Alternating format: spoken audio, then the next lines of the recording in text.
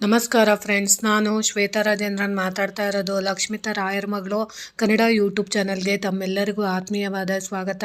ಮುಂಜಾನೆಯ ಶುಭಾಶಯಗಳು ಸ್ನೇಹಿತರೆ. ನಾನಿವತ್ತು ಒಂದು ವಿಶೇಷವಾಗಿ ನಿಮಗೆ ಗುರುರಾಯರ ವರ್ಧಂತಿ ಮಹೋತ್ಸವದಲ್ಲಿ ನಿಮ್ಮ ಆಸೆಗಳು ನೆರವೇರೋದಕ್ಕೆ ಯಾವುದಾದ್ರೂ ಒಂದು ಆಸೆ, ನಿಮಗೆ ಇಂಥ ಆಸೆ ನಮಗೆ ಸಂಪೂರ್ಣವಾಗಿ ಇಷ್ಟು ದಿನದ ಒಳಗಡೆ ನಮಗೆ ಆಗಲೇಬೇಕು ಅಂತ ಪರಿತಪಿಸ್ತಾ ಇರೋವಂಥವ್ರು, ನಮಗೆ ಈ ಕೆಲಸ ಆಗಲಿಲ್ಲ ಅಂದರೆ ನಮಗೆ ನೆಮ್ಮದಿ ಇರೋದಿಲ್ಲ, ನಮಗೆ ಈ ಕೆಲಸ ಖಂಡಿತವಾಗ್ಲೂ ಬೇಕೇ ಬೇಕು, ಅಥವಾ ನಮಗೆ ಈ ಕೆಲಸ ಆಗಲೇಬೇಕು ಅಂತ ನೀವು ಪರಿತಪಿಸ್ತಾ ಇರುವಂಥವ್ರು ಯಾರೇ ಆಗಿರ್ಬೋದು, ಅಂಥವರು ನಾನು ಹೇಳ್ಕೊಡೋ ಅಂಥ ಈ ಪುಟ್ಟ ತಂತ್ರನ ನೀವು ರಾಯರ ವರ್ಧಂತಿ ಮಹೋತ್ಸವ ದಿನವೇ, ಅಂದರೆ ಗುರುವಾರದ ದಿನ ನೀವು ಗುರುಗಳ ಅನುಗ್ರಹದ ಜೊತೆಗೆ, ಗುರುಗಳ ಸಾಕ್ಷಾತ್ಕಾರದ ಜೊತೆಗೆ, ನಮಗೆ ಗುರುದೋಷಗಳಿದ್ದರೆ ಅದೆಲ್ಲ ಹೋಗಿ ನಮಗೆ ನಾವು ಅಂದ್ಕೊಂಡಿರೋಂಥ ಆಸೆಗಳು ನೆರವೇರೋದಕ್ಕೆ ಇದೊಂದು ಪುಟ್ಟ ತಂತ್ರನ ಮಾಡ್ಕೊಳ್ಳಿ.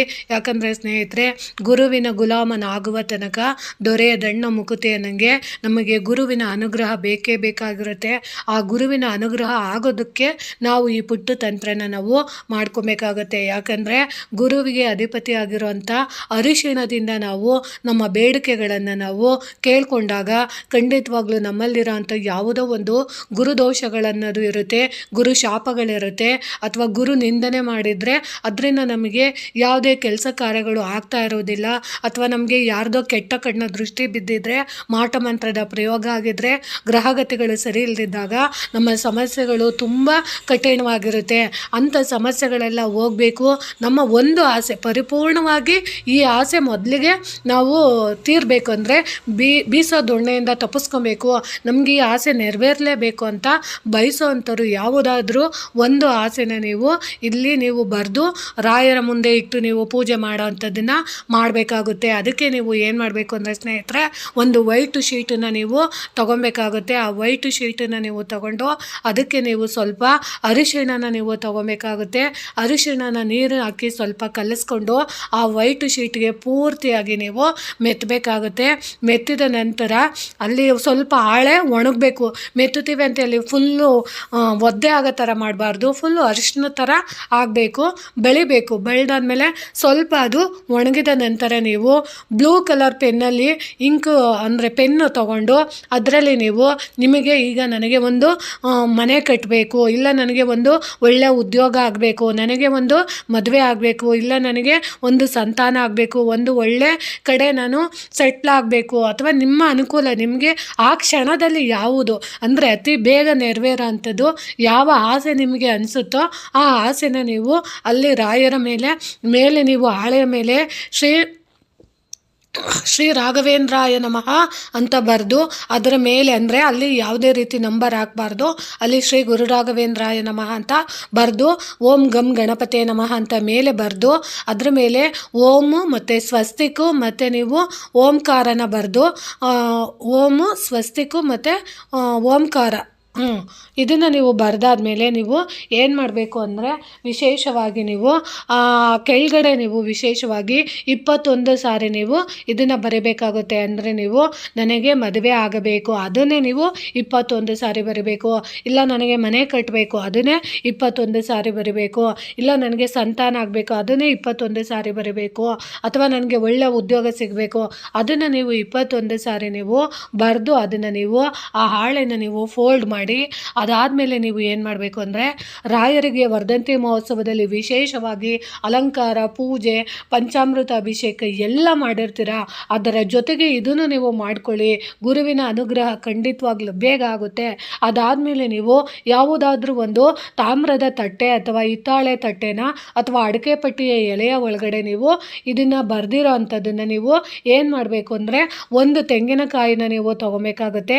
ಆ ತೆಂಗಿನಕಾಯಲ್ಲಿ ನೀವು ಅದನ್ನ ಒಡೆದು ಅರ್ಧ ಹೋಳನ್ನು ಮಾತ್ರ ನೀವು ತೊಗೊಬೇಕಾಗುತ್ತೆ.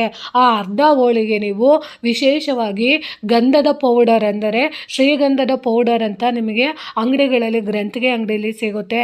20 ರೂಪಾಯಿ ಕೊಟ್ಟರೆ ಒಂದು ದೊಡ್ಡ ಪ್ಯಾಕೆಟ್ ಕೊಡ್ತಾರೆ. ಆ ಪ್ಯಾಕೆಟಲ್ಲಿರೋಂಥ ಶ್ರೀಗಂಧದ ಪೌಡ್ರನ್ನ ನೀವು ಫುಲ್ಲು ನೀವು ಇಲ್ಲ ಶ್ರೀಗಂಧದ ಚಕ್ಕೆ ಸಿಗುತ್ತೆ ಅಂದರೆ ಕಡಿಮೆ ದುಡ್ಡಲ್ಲಿ ಸಿಗುತ್ತೆ ಅಂದರೆ ಅದು ಕಾಸ್ಟ್ಲಿ ಇರುತ್ತೆ ಪಾಪ, ಎಲ್ಲರೂ ತೊಗೊಳಕ್ಕಾಗಲ್ಲ. ಬಟ್ ಶ್ರೀಗಂಧದ ಪೌಡರು, ಅಪ್ಪಟ ಶ್ರೀಗಂಧದ ಪೌಡರು 50 ರೂಪಾಯಿ ಕೊಟ್ಟರೆ ನಿಮಗೆ ಸಿಗುತ್ತೆ. ಅದನ್ನು ನೀವು ತೊಗೊಂಬಂದು ಆ ಕಾಯಿ ಹೋಳಿರುತ್ತಲ್ಲ ಒಂದೇ ಒಂದು ಅರ್ಧ ಹೋಳಿಗೆ ಮಾತ್ರ ನೀವು ಆ ಶ್ರೀಗಂಧದ ಪೌಡರ್ನ ನೀವು ಸುರಿಸ್ಬೇಕಾಗುತ್ತೆ. ಫುಲ್ಲು ಸುರಿದಾದ್ಮೇಲೆ ಅದರ ಮೇಲೆ ನೀವು ಏನು ಮಾಡಬೇಕು, ನೀವು ಬರೆದಿರೋ ಅಂಥದ್ದನ್ನು ಆ ಚೀಟಿ ಇರುತ್ತಲ್ಲ ಆ ಚೀಟಿನ ಅದರ ಮೇಲೆ ಇಟ್ಟು ನೀವು ಅದನ್ನು ನೀವು ಕೈಯಲ್ಲಿ ಹಿಡ್ಕೊಂಡು ರಾಘವೇಂದ್ರ ಸ್ವಾಮಿಗಳ ಅಷ್ಟಾಕ್ಷರ ಮಂತ್ರ ಅಂದರೆ ಶ್ರೀ ರಾಘವೇಂದ್ರಾಯ ನಮಃ, ಶ್ರೀ ರಾಘವೇಂದ್ರಾಯ ನಮಃ, ಶ್ರೀ ರಾಘವೇಂದ್ರಾಯ ನಮಃ ಅನ್ನೋದನ್ನ ನೀವು ಒಂದು 108 ಸರಿ ಅಥವಾ 1008 ಸರಿ ನೀವು ಆ ಚೀಟಿ ಮತ್ತು ತೆಂಗಿನ ಹೋಳನ್ನು ಹಿಡ್ಕೊಂಡು ನೀವು ಜಪಿಸ್ಬೇಕಾಗುತ್ತೆ. ರಾಯರ ಮಂತ್ರನ ಹೇಳ್ಬೇಕಾಗುತ್ತೆ. ಅಕಸ್ಮಾತ್ ನಿಮಗೆ ಅಕ್ಷರ ಮಾಲಿಕ ಸ್ತೋತ್ರ ಬರುತ್ತೆ ಅಂದರೆ ಸಂಪೂರ್ಣವಾಗಿ ನೀವು ಹೇಳ್ಕೊಂಡು ರಾಯರ ಜಪ ಮಾಡ್ಬೋದು. ಅದನ್ನು ನೀವು ಮಾಡಿ. ಇಲ್ಲ ಪೂರ್ಣಬೋಧ ಸ್ತೋತ್ರ ಬರುತ್ತೆ ಅಂದರೆ ಅದನ್ನು ಕೂಡ ಹೇಳ್ಕೊಬೋದು. ಇಲ್ಲ ಗಾಯತ್ರಿ ಮಂತ್ರ ಬರುತ್ತೆ ಅಂದರೆ ಅದನ್ನು ಹೇಳ್ಬೋದು. ಅದ್ಯಾವುದು ಬರ್ತಿಲ್ಲ ಅಂದರೆ ಪೂಜ್ಯಾಯ ರಾಘವೇಂದ್ರನಾದರೂ ಹೇಳ್ಕೊಬೋದು. ಅದು ಬರ್ತಿಲ್ಲ ಅಂದರೆ ಶ್ರೀ ರಾಘವೇಂದ್ರಾಯ ಅನ್ನೋದನ್ನ 108 ಸರಿ ನೀವು ಹೇಳ್ಕೊಂಡು ಅದಾದ ನಂತರ ನೀವು ರಾಯರಿಗೆ ವಿಶೇಷವಾಗಿ ರಾಯರ ಮಂತ್ರಾಕ್ಷತೆ ಇದ್ದರೆ ಆ ಮಂತ್ರಾಕ್ಷತೆನ 1-2 ಕಾಳು ಅದರ ಮೇಲೆ ಹಾಕಿ ನೀವು ಸಂಕಲ್ಪ ಮಾಡ್ಕೊಬೇಕು. ನಾನು ಈ ಬೇಡಿಕೆನ ಗುರುಗಳೇ ನಿಮ್ಮ ಮುಂದೆ ಇಡ್ತಾ ಇದ್ದೀನಿ. ನನ್ನ ಬೇಡಿಕೆ ಇಷ್ಟು ದಿನದಲ್ಲಿ ನೆರವೇರಲಿ. ನನಗೆ ಈ ರೀತಿ ಶಾಪಗಳಿರ್ಬೋದು, ದೋಷಗಳಿರ್ಬೋದು, ಗ್ರಹಬಾಧೆಗಳಿರ್ಬೋದು ಅದೆಲ್ಲ ನಿವಾರಣೆ ಮಾಡಿ ನಿಮ್ಮ ಆಶೀರ್ವಾದದ ಮುಖಾಂತರ ನನ್ನ ಈ ಚಿಕ್ಕದೊಂದು ಆಸೆ ನೆರವೇರಲಿ ಅಂತ ನೀವು ಕೇಳಿಕೊಂಡು ಅದನ್ನು ನೀವು ತಗೊಂಡೋಗಿ ಎಲ್ಲಾದರೂ ಅರಳಿ ಮರಗಳಿರುತ್ತಲ್ಲ ಅಂದರೆ ಗುರು ಇರೋ ಅಂತಹ ಜಾಗ ಬಂದು ಅರಳಿ ಮರ ಆಗಿರುತ್ತಾರೆ. ಅದಕ್ಕೋಸ್ಕರ ವಿಷ್ಣು ಸಹ ಇರಬೇಕು. ಅದಕ್ಕೋಸ್ಕರ ನೀವು ಏನು ಮಾಡಬೇಕು, ವಿಷ್ಣು ಸಮೇತ ಇರೋ ಅಂಥದ್ದು ನಮಗೆ ಅರಳಿ ಮರ ಆಗಿರುತ್ತೆ. ಅಂದರೆ ಕೆಲವೊಂದು ಕಡೆಯಲ್ಲಿ ಔದಂಬರ ವೃಕ್ಷನ ನಾವು ಗುರುವಿನ ಸಂಕೇತ ಅಂತ ಹೇಳ್ತೀವಿ.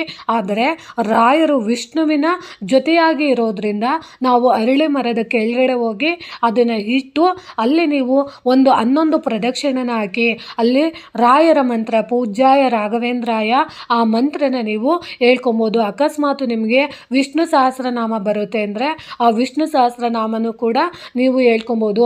ಇಲ್ಲ ವಿಷ್ಣು ಅಷ್ಟೋತ್ತರ ಬರುತ್ತೆ ಅಂದರೆ ಅದನ್ನು ಹೇಳ್ಕೊಬೋದು.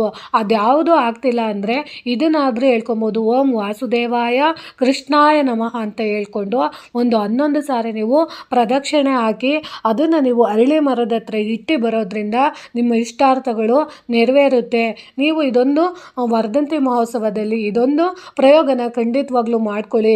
ಗುರುರಾಯರ ಅನುಗ್ರಹ ಆಗಲಿ ಅಂತ ನಾನು ಬೇಡ್ಕೊತೀನಿ ಸ್ನೇಹಿತರೆ. ಖಂಡಿತವಾಗ್ಲೂ ಒಂದು ನಂಬಿಕೆ ಆಧಾರದ ಮೇಲೆ ನಮಗಿರೋ ಅಂಥದ್ದನ್ನು ನಾವು ಗುರುಗಳ ಅನುಗ್ರಹಕ್ಕೆ ನೋಡಿ ತೆಂಗಿನಕಾಯಿ ಬಂದು ಗಣೇಶನ ಸಂಕೇತ ಆಗಿರುತ್ತೆ. ಗಂಧದ ಪುಡಿ ಬಂದು ರಾಯರಿಗೆ ತುಂಬ ಇಷ್ಟ ಆಗಿರುತ್ತೆ. ಅಂಥ ಗಂಧದ ಪುಡಿ ಗಣೇಶನ ಜೊತೆಗೆ ಸೇರಿಕೊಂಡು ವಿಷ್ಣುವಿನ ಜೊತೆ ಸೇರಿಕೊಂಡು ನಮಗೆ ಇರೋಂತಹ ಯಾವುದೋ ಒಂದು ಬಾಧೆ ಹೋಗಲಿ ಅನ್ನೋ ಉದ್ದೇಶದಿಂದ ನಾವು ಈ ಪುಟ್ಟ ತಂತ್ರನ ಮಾಡಿಕೊಂಡಿದ್ದೆ ಆದರೆ ಖಂಡಿತವಾಗ್ಲೂ ನಿಮ್ಮ ಅದು ಆಸೆ ಅನ್ನೋದು ದೊಡ್ಡದಾಗಿರಬಾರ್ದು. ಅಂದರೆ ನಮ್ಮ ಲಿಮಿಟಲ್ಲಿ ಇರಬೇಕು. ನಾವು ಇದನ್ನು ಬರೆದುಬಿಟ್ಟು ನಮಗೆ ನಾಳೆನೇ ಕೋಟಿ ರೂಪಾಯಿ ಬೇಕು ಅಂದರೆ ಹೆಂಗೆ ಸಾಧ್ಯ? ಅದಕ್ಕೆ ಬರೋದಕ್ಕೆ ನೀವು ಪ್ರಯತ್ನ ಪಡಬೇಕು. ಅದನ್ನು ನೀವು ಕೇಳ್ಕೊಳ್ಳೋ ರೀತಿ ಮೇಲಿರುತ್ತೆ. ನೀವು ಹೇಗೆ ಕೇಳ್ಕೊತೀರೋ ಅಥವಾ ನಿಮಗೆ ಯಾವುದು ಸಿಗಬೇಕು ಅಂತ ನಿಮ್ಮ ಹಣೆ ಬರದಲ್ಲಿ ಇರುತ್ತೋ ಅದು ಮಾತ್ರ ಲಭ್ಯ ಲಭ್ಯ ಇರುತ್ತೆ. ನಾವು ಏನೇನೋ ಮಾಡಿಬಿಟ್ಟು ಎಲ್ಲ ಬಂದ್ಬಿಡುತ್ತೆ, ನಾವು ಅಂದ್ಕೊಂಡಿದ್ದೆಲ್ಲ ಆಗಿಬಿಡುತ್ತೆ ಅನ್ನೋ ನಂಬಿಕೆ ಇರಬೇಕು, ಮೂಢನಂಬಿಕೆ ಇರಬಾರ್ದು. ಮೌಢ್ಯತೆಯಿಂದ ನಾವು ಯಾವುದನ್ನು ಮಾಡಬಾರ್ದು. ನಾವು ಒಂದು ಪ್ರಯತ್ನನ ಪಡಬೇಕು ಅಷ್ಟೇ. ಪ್ರಯತ್ನ ಪಡೋವಂಥದ್ದು ನಮ್ಮ ಲಿಮಿಟಲ್ಲಿ ಇರಬೇಕು. ಯಾರೊಬ್ಬರಿಗೂ ನೋವಾಗಬಾರ್ದು, ಯಾರ ಮನಸ್ಸಿಗೂ ಹರ್ಟ್ ಆಗಬಾರ್ದು, ಅಥವಾ ನಾವು ಮೂಢನಂಬಿಕೆಗಳ ಆಚಾರಗಳ ಜೊತೆ ನಾವು ಬದುಕಬಾರ್ದು. ನಾವು ಸನಾತನ ಧರ್ಮದಲ್ಲಿರುವಂಥ, ಹಿಂದೂ ಧರ್ಮದಲ್ಲಿರುವಂಥ ಗ್ರಂಥಗಳಲ್ಲಿರುವಂಥ ವಿಚಾರಗಳನ್ನು ತಿಳ್ಕೊಂಡು ಅದಕ್ಕೆ ಸರಿ ಹೊಂದುವಂತಹ ಕೆಲವೊಂದು ಸಣ್ಣ ಪುಟ್ಟ ತಂತ್ರಗಳನ್ನು ಮಾಡಿಕೊಂಡು ಪರಿಹಾರಗಳನ್ನು, ಸಮಸ್ಯೆಗಳನ್ನು ಈ ರೀತಿ ಪರಿಹಾರ ಮಾಡ್ಕೊಳ್ಳೋದನ್ನು ನಾವು ರೂಢಿಸ್ಕೊಬೇಕು ಅನ್ನೋ ಉದ್ದೇಶದಿಂದ ನಾನು ತಿಳಿಸ್ಕೊಟ್ಟಿದ್ದೀನಿ.